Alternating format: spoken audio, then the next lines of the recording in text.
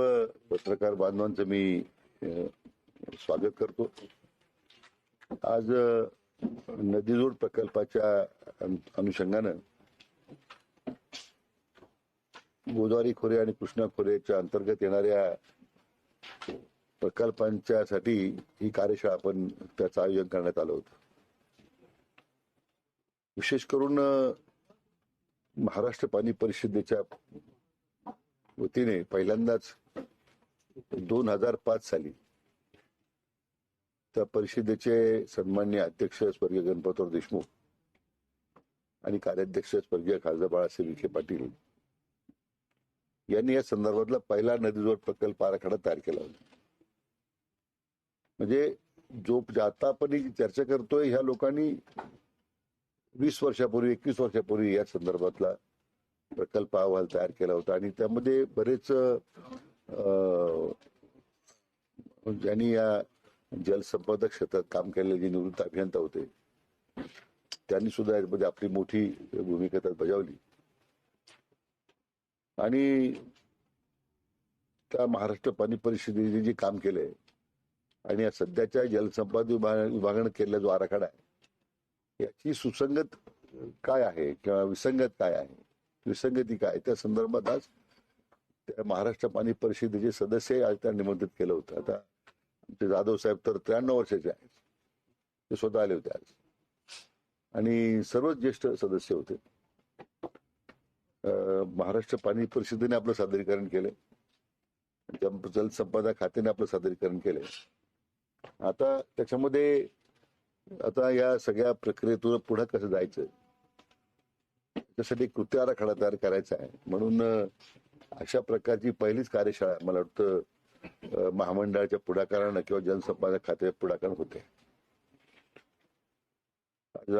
कृष्णा आणि गोदावरी खोऱ्यातले सर्व जवळजवळ 200च्या वर अभियंते सगळे अधिकारी बोलवले होते की त्यांनी सुद्धा पाहावं काय चाललेलं आहे, काय जलसंपदा खात्याचं काय विजन राहणार आहे।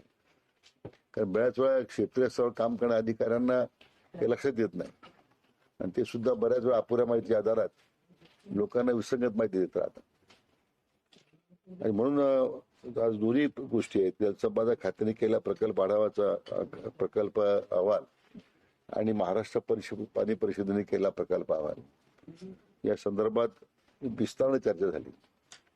खरं म्हणजे मी या निमित्तानं आपले आदरणीय प्रधानमंत्र्यांचे मनापासून त्यांना धन्यवाद देईल की या नदीजोड प्रकल्पासाठी त्यांनी आता अतिशय उच्चतम प्राधान्य दिलेलं आहे। गेल्याच महिन्यामध्ये मध्य प्रदेशमध्ये केलेल्या पहिल्या प्रकल्पाचा शुभारंभ आणि आता महाराष्ट्रातील या सगळ्या नदीजोड प्रकल्पाला निधी उपलब्ध करून देण्यामध्ये अतिशय सकारात्मक भूमिका त्यांनी घेतलेली आहे।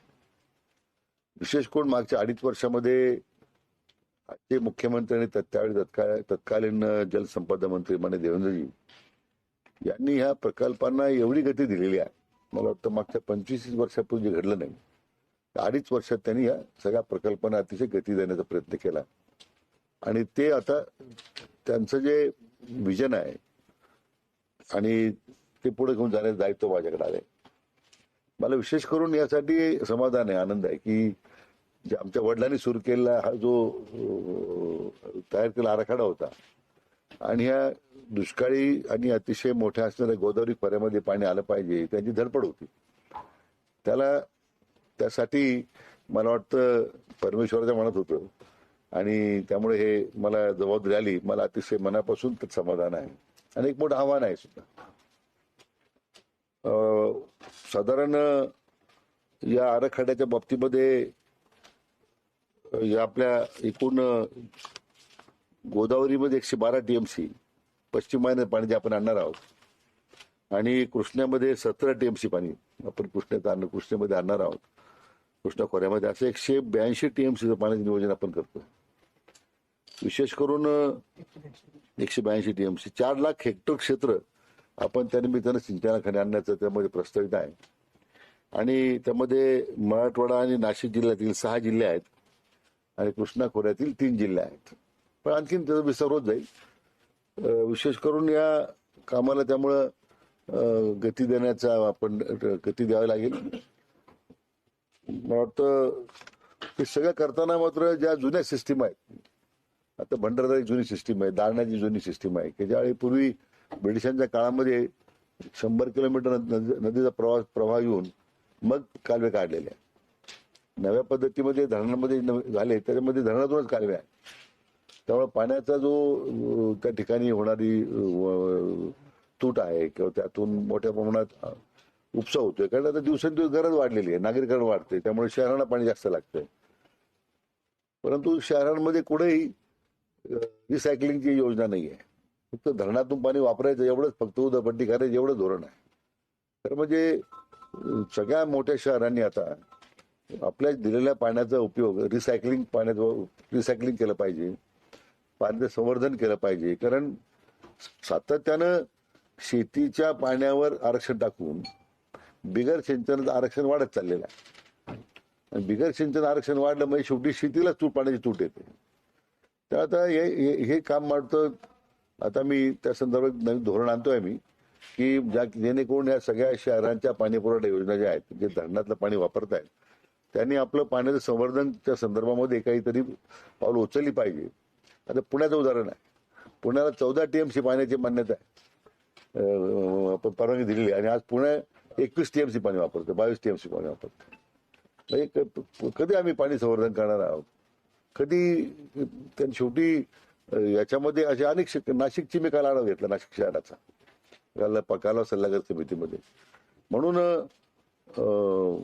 आता नवीन पाणी उपलब्ध होईल, त्यावेळेनंतर मग अतिरिक्त पाणी आपल्याला शहरांना देता येईल, भाग वेगळा. पण आजही पाणी संवर्धनाचं काम सुद्धा करण्याची गरज आहे. कारण प्रत्येकाच्या अपेक्षा लाभ क्षेत्रामध्ये पाणी मिळण्याच्या आहे.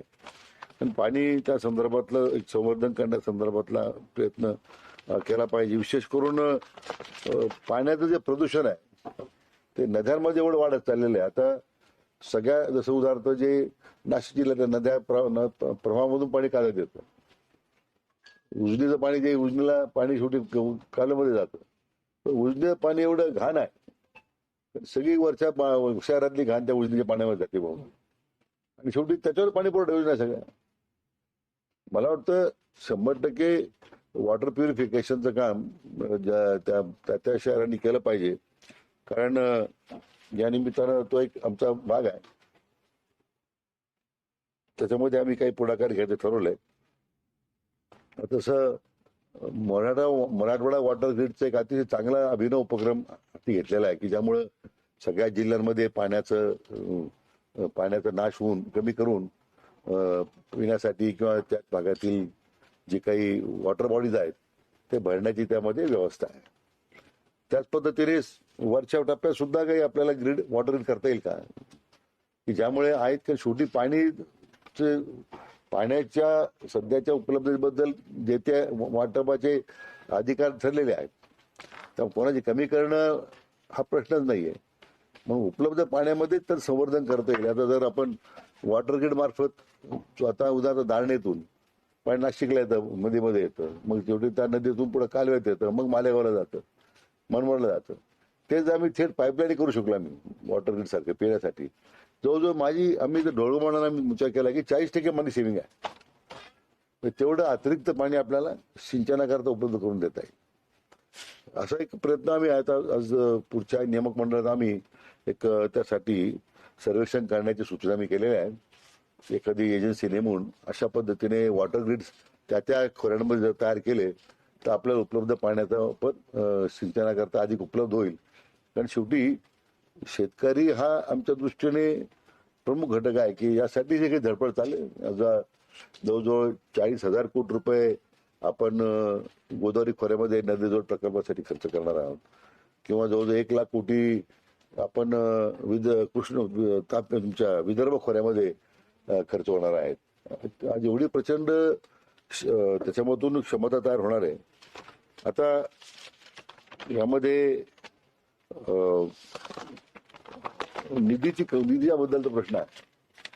आम्ही आता दरवर्षी आम्हाला जे बजेटमध्ये जे निधी मिळतो तर ते सुटपुंज आहे. मग ते निळवंडे डॅम तसं 7 कोटीला सुरू झाला आणि 35 वर्षानंतर तो 5-5.5 कोटीला संपला. अजूनही काम अपुरं आहे. पीडीएनची कामं सुरू आहे.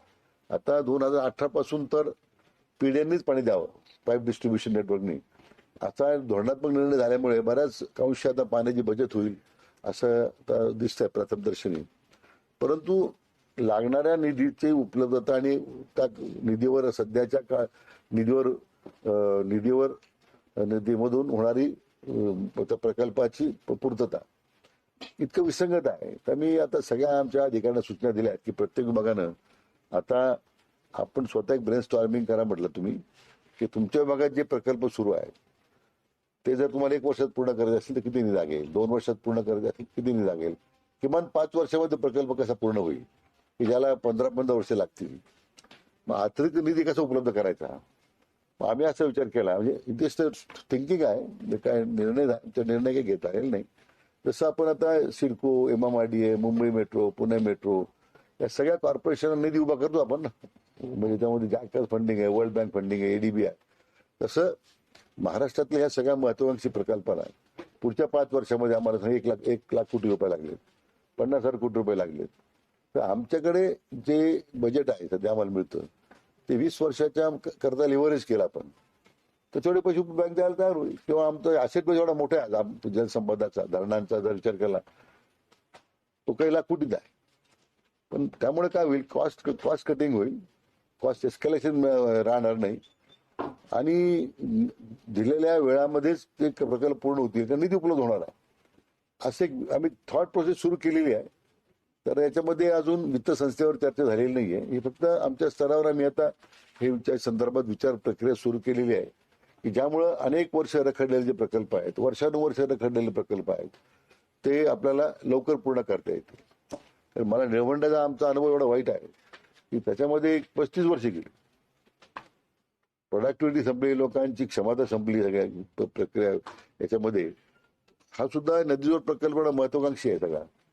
जर वेळेत पूर्ण करायचं असेल तर मला वाटतं याला निधी कमी पडणार नाही याची काळजी घ्यावी लागेल आणि फक्त ती घोषणा ठरू नये, वास्तवामध्ये ते सगळं आपल्याला प्रकल्प आणता आला पाहिजे या दृष्टीने आम्ही आता प्रयत्न करतोय. मी जलसंपदा खात्याला अशा सूचना केल्या की बहुतेक धरणांच्या भोवती बरेच अतिक्रमण तयार झाले आहेत, कुणी हॉटेल काढलेत, कुणी रिसॉर्ट काढलेत, कुणी बऱ्याच गोष्टी केलेल्या आहेत.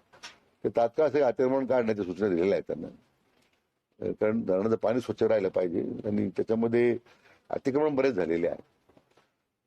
तिसरं आम्ही असं ठरवलं की जलसंपदा खाते स्वतंत्र एक पर्यटन धोरण आम्ही आणतोय, ज्या विभागाच्या सगळ्या धरणांभोवती जे आपलं पर्यटन विकास करता येईल, ज्यामुळे रेव्हेन्यू शेअरिंगवर काही करता येईल का असं एक थिंकिंग चाललेलं आहे. जस्ट मी तुमच्या समोर मांडलं की अजून तसं काही धोरणात्मक त्या संदर्भात अजून निर्णय झालेला नाही, जस्ट थॉट प्रोसेस. नवीच्या माध्यमातून काही आपल्या माध्यमातून काही सूचना आल्या लोकांच्या तर आम्ही त्याचं स्वागत करू. पण मुख्य आजचा जो कार्यशाळा होती ती नदीजोड प्रकल्पाची होती. त्यामध्ये आता विशेष करून माननीय प्रधानमंत्री मोदी असतील, माननीय मुख्यमंत्री मोदी असतील यांचा विशेष पुढाकार असल्यामुळे आमच्या दृष्टीने हा प्रकल्प लवकर कसा पूर्ण करता येतील यासाठी आम्ही प्रयत्न करणार आहोत. पुण्याच्या पाण्याबद्दल सांगितलं की पुण्याला 14 TMC पाणी मंजूर आहे आणि पुणे आता 22 TMC पाणी वापरतोय. गेल्या काही महिन्यापूर्वी पुण्यानं महापालिकेनं राज्य सरकारला प्रस्ताव पाठवला की आम्हाला 21 TMC पाणी मंजूर करावं. तर त्याबद्दल काय आपली भूमिका आहे? नाही, आता काय मला खरं म्हणजे त्या संदर्भात मी अजून माहिती घेतलेली नाहीये, कारण आताच मी चार्ज घेतलेला आहे. पण जे माझा जो एक इतक्या वर्षाचा अनुभव आहे त्या खात्यात काम, त्या संबंधामध्ये विशेष पाटबंधारे खातो आणि त्यामध्ये आमच्या वडिलांची सारखे त्यामध्ये त्या दुष्काळी भागाला पाणी मिळालं पाहिजे म्हणून आग्रह होता. त्यानिमित्ताने आमची भूमिका होती. आता हे जे पुणे महानगरपालिकेचा प्रस्ताव जो आहे तो अजून मला त्याची माहिती नाही आहे, आला असेल तर. पण हे मी म्हटल्याप्रमाणे महापालिकेला तर रिसायकलिंग तुम्ही किती करणार आहात, पाण्याची वाढीव मागणी करताना रिसायकल वॉटर किती राहणार आहे, तुमचं सांडपाणी प्रक्रिया करून तुम्ही किती सोडणार आहात, या सगळ्या अटीची पूर्तता घातल्याशिवाय मला वाटतं ती मान्यता देऊ नये असं माझं मत आहे. तुम्ही आता म्हटले की धरणाच्या बाजूला अतिक्रमण काढून टाकायचे आणि ड्रोननी त्याचं सर्वेक्षण करायचं, मात्र पुणे जिल्ह्यात त्याला बंदी घातली आहे, ड्रोन उडवायचे नाही त्या परिसरात. काही भागात राजकीय नेत्यांची अतिक्रमणावर कारवाई नाही. असं आहे की आता प्राथमिक माहिती माझ्याकडे आलेली होती, पण आम्ही म्हणतो तुम्ही ड्रोन सर्वेची बंदी असेल तर जिल्हाधिकाऱ्यांना अधिकार आहेत, ते ज्यांच्या कोणत्या व्यवस्थेकडे ते अधिकार असतील ड्रोन बंदीच्या संदर्भातले त्यांना विनंती करू. कारण शेवटी त्या धरणाच्या भोवताली धरणाचं पाणी पुण्याला येते, ते प्रदूषित पाणी तुम्हाला घ्यायचं का प्रश्न तुम्हाला निर्णय करायचा आहे. पण पुणे जिल्ह्याने खडकवासला धरणांच्या परिसरातल्या सर्वच अतिक्रमणावर कारवाई करणार. हो सगळं यापूर्वी पण असं तो प्रश्न मला सांगा. यापूर्वी पण असा निर्णय होता. सध्या जे ऐका ना, पण याच्यामध्ये विशेष करून जे हॉटेल व्यवसाय सुरू झालेले आहेत राजकीय पण चिंता राजकीय नेत्यांचे बंगले काहींचे फार्म हाऊस आहेत त्याचे सर्वे होते ना एकदम म्हणजे मग करू देत ते सगळं बंदी असते ना त्याला. गोष्ट अशी आहे. अडचणी येणार नाही त्यामध्ये काही आपण will take action. Patil sir, दुसरी गोष्ट अशी की आता म्हणाला की धरणांच्या शेजारी पर्यटन विकास वाढवायचं. यापूर्वी पण निर्णय झाला होता 1-5 वर्षापूर्वी, पण ते कुठल्याही अजून पुढे नाही म्हणून मी काय म्हटलं की आता मी आता ढोबळमानानं या सगळ्या गोष्टी विचार केलाय तर लेटेस्ट थिंक एकदा याच्या पुढे जाणं कसं जाता येईल काय जाता येईल. कारण प्राथमिकता हीची आहे नदीजोड प्रकल्पाची आहे. प्राथमिकता नदीजोड प्रकल्प लवकर पूर्ण करून तुटीचं आमचं गोदावरी खोरं तुटीचं खोरं आहे त्यात पाणी कसं लवकर आणता येईल हा आमचा प्रयत्न आहे. कोकणातलं पाणी कोकणात काही नद्यांचं पाणी कोकणात जातं आणि ते जाऊन अरबी समुद्रात जाऊन मिळतं आहे. तर ते अतिरिक्त पाणी पुणे आणि इतर भागामध्ये आणण्यासाठी एक सर्वेक्षण झालेलं आहे आपल्या विभागातून नदीजोड प्रकल्पाचं जो आहे पश्चिमेकडचं पाणी पूर्वेकडे वळवण्यासाठी त्यातून पुण्यालाही साधारण 2.5 ते 3 TMC पाणी मिळण्याची शक्यता आहे. त्याच्या संदर्भात काय नाही तो आढावा मी घेतोय आता कारण हे जे कोयनाचं जे टाटाचं पाणी जातं याला समुद्राला जातं फायनली तर ते पाणी आपल्याला इकडे कसं कृष्णा खोऱ्यामध्ये कसं आणता येईल की ज्या भागाला अजून पाणी नाहीये. आता उदाहरणार्थ मांजरा आणि हा सुद्धा जो भाग आहे धाराशिवचा तो सुद्धा कोकणाच्या त्या कृष्णा खोऱ्याचाच भाग आहे तो सुद्धा. तर त्याला ते पाण्याचा उपयोग होईल आपल्याला. आणि जे पश्चिम वाहिन्याचं पाणी जे उल्हास खोऱ्यामध्ये आहे अतिरिक्त जवळजवळ 60-65 TMC पाणी आपण गोदावरी खोऱ्यात आणतो आपण. तो सुद्धा पश्चिम वाहिन्यात ते समुद्राला जाऊन जाणारं पाणी होतं. आता यापूर्वी अशी चर्चा होते मला आठवतं आम्ही 30-35 वर्षापूर्वी प्रयत्न करत होतो पाण्याचं लिफ्टिंग करावं लागेल प्रचंड वीज लागेल. आम्ही कृष्णा खोऱ्याचा लवाद स्वीकारला. आता टेंबूला आम्ही 2000 हॉर्सपॉवर वीज पंप लावले जातं. पहिल्या टप्प्याला 2000 हॉर्सपॉवर आहेत वीज पंप आहेत दुसऱ्या टप्प्याला 20,000. एवढी इच्छाशक्ती राज्यकर्त्याची पाहिजे आणि ती कृष्णा खोऱ्यामध्ये दिसली आम्हाला. ती अतिशय त्या भागाचा आता नंदन होत आहे. त्याच पद्धतीने आता जे आता नवीन तंत्रज्ञानाने विजेची कमतरता कमी करून किंवा काही ठिकाणी बोगद्याचं तंत्रज्ञान नव्हतं आपल्याकडे. आता या मेट्रोमुळे बोगद्यांची सुद्धा किंवा तुमच्या हायवेजमुळं त्याला सुद्धा आता नवीन दिशा मिळणार आहे आम्हाला बोगद्यांच्या माध्यमातून खर्च कमी करणं. मग जी आवश्यकता आहे तिथं शेतीला पाणी तुटीचं खोऱ्यात पाणी आलं पाहिजे निधीची कमतरता राहणार नाही असं आम्ही धोरण घेतलेलं आहे. निराद्योगाचं बंदिस्त पाईपलाईनचं काम एका टप्प्यावर थांबलेलं आहे. खडकवासला जे पाणी आपण टनेल म्हणून देतो आपण तर ते टनेल टेंडर झालं 1600 कोटीची निविदा झाली त्याला म्हणजे मी मंत्री होण्यापूर्वी निविदा देण्यात आलेली आहे. काम सुरू होईल लवकर. ते मधल्या काळामध्ये महाराष्ट्रातल्या जलसिंचनाच्या आकडेवारी आल्यानंतर एक राजकीय वाद झाला आणि तेव्हापासून आजपर्यंत आपण महाराष्ट्रात नेमकी जलसिंचन सांगत असतो. एक मुद्दा अजित पवार यांच्या काळामध्ये खरोखरच 70,000 कोटीचा घोटाळा झाला का? अजित पवार यांच्यापासून आता तुमच्यापेक्षा जेवढी जलसंपदा मंत्री झाले त्यांच्या काळामध्ये महाराष्ट्रात किती जलसिंचन झालं?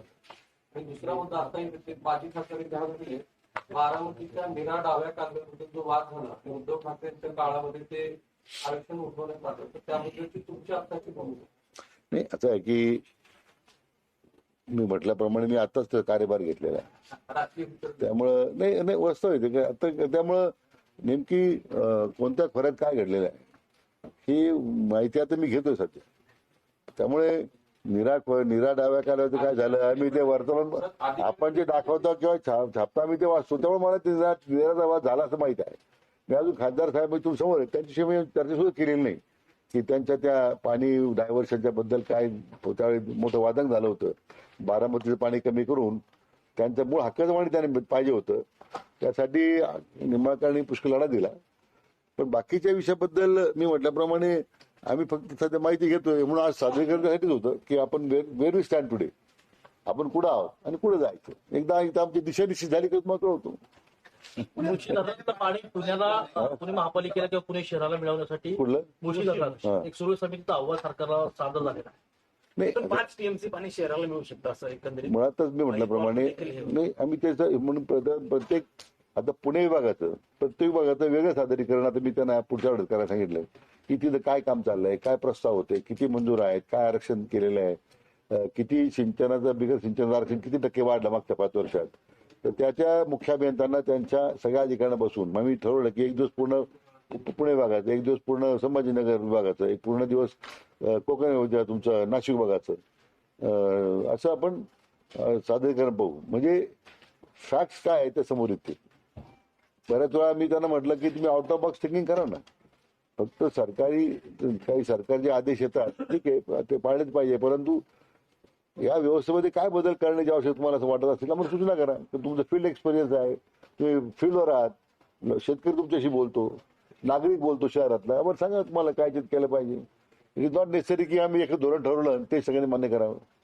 पण सर तुम्ही आता म्हटलं की तुम्ही आदेश तर दिलेत सगळ्यांना, पण हे आदेश याच्या पूर्वी पण दिले होते, पण कारवाई काहीच होत नाही. फक्त सुरू होतो, अधिकारी लागतात, पाहणी करतात, नंतर अधिकारी परत पेट भेटतात आणि मी माझ्या कार्यकाळामध्ये आतापर्यंत जे मी खाते सांभाळले, मी विचारपूर्वकच निर्णय घेतला तर तो पूर्ण करतो. त्यामुळे त्याच्यामध्ये काही डिले होणार नाही. That I can assure you. म्हणजे अजिबात नाही. आपण थोडं योजने मला जरा त्रास होईल त्याचा, पण आपण ते मात्र शेवटी हॉटेलवर कारवाई होणार. कोणाचा रिसॉर्ट असू आणि काही त्याच्यामध्ये चिंता नाहीये, ऍक्शन होणार. आलमट्टीच्या संदर्भात दुसरं की मेंढेगिरी समितीच्या समन्वयी पाणी वाटपा संदर्भात जे आता नवीन शिफारस झाली त्याच्यावर मराठवाड्यात तीव्र प्रतिक्रिया उमटत आहे. तुम्ही 65 वर 58% सांगता, तुमचं मत? आलमट्टी बद्दल तर सातत्यानं ती उंची वाढ झाल्यामुळे जो माग पाण्याचा फुगाटा येऊन जी कृष्णा आणि पंचगंगेच्या अगोदर पुरामुळे प्रश्न निर्माण झाले, तर माननीय मुख्यमंत्र्यांनी त्याची भूमिका स्पष्ट केलेली आहे की आम्हाला ते मान्य नाही, आपण कोर्टात जाऊ. त्यामुळे त्यात माझी वेगळी भूमिका असण्याचं कारण नाही. शेवटी राज्य सरकारची भूमिका जो त्यांनी स्पष्ट केलेली आहे. दुसरा जो मेंढेगिरी समितीचा जो अहवाल आहे, 65% 57% आणण्याचा नवीन जल आराखडा तयार झाला आहे, त्याच्यामध्ये अजून तो आमच्याकडे आला नाही. पण मला वाटतं की त्याच्यामध्ये पाणी कमी करण्याचा हेतू नाहीच आहे. म्हणजे मला जर विचारलं, मी काय नाशिकला सांगितलं की मराठवाड्याच्या हक्काचं पाणी त्यांना दिलंच पाहिजे. आपण त्यात बदल होणार नाही. 57% का केलं हे मी मंत्री होण्यापूर्वीच तो अहवाल आलेला आहे. ते उद्या मी मंत्री असता झाला असता तर गोंधळ झाला असता, पण सुदैवाने तो अहवाल अगोदर येऊन गेला.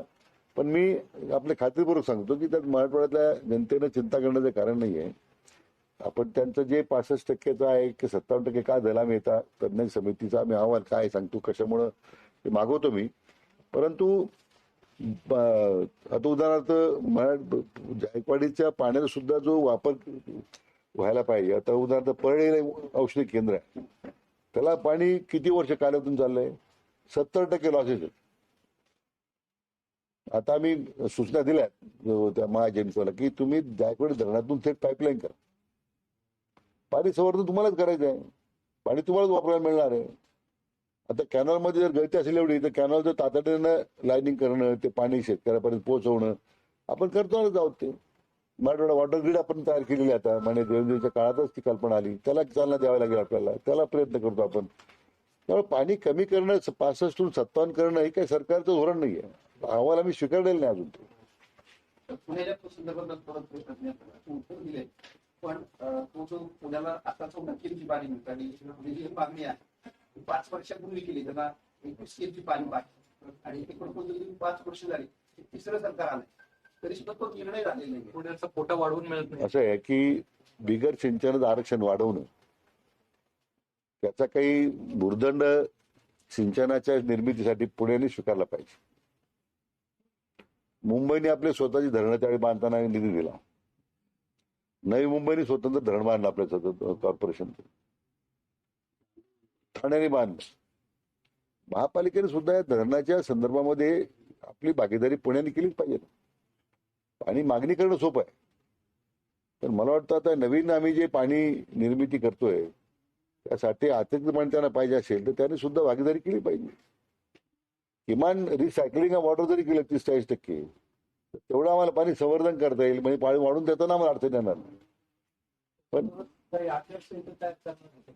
नाही, मी सूचना दिल्या त्या संदर्भात एक धोरणात्मक महापालिकेला तसं काही स्वतंत्र नाही, राज्य- आम्ही बोलवते. पुढच्या वेळेला मी आमच्या कार्यकारी संचालकांना सांगितलं की महापालिकेच्या अधिकाऱ्यांना बोलावून घ्या, चर्चा करा, त्यांचं मत जाणून घ्या. एक महापालिका किती पत करू शकतं, काय करू शकतं. नाही तर जसं टाउनशिप वाढत चालल्या, काही ठराविक लोकांची घरं भरत चाललेली आहेत.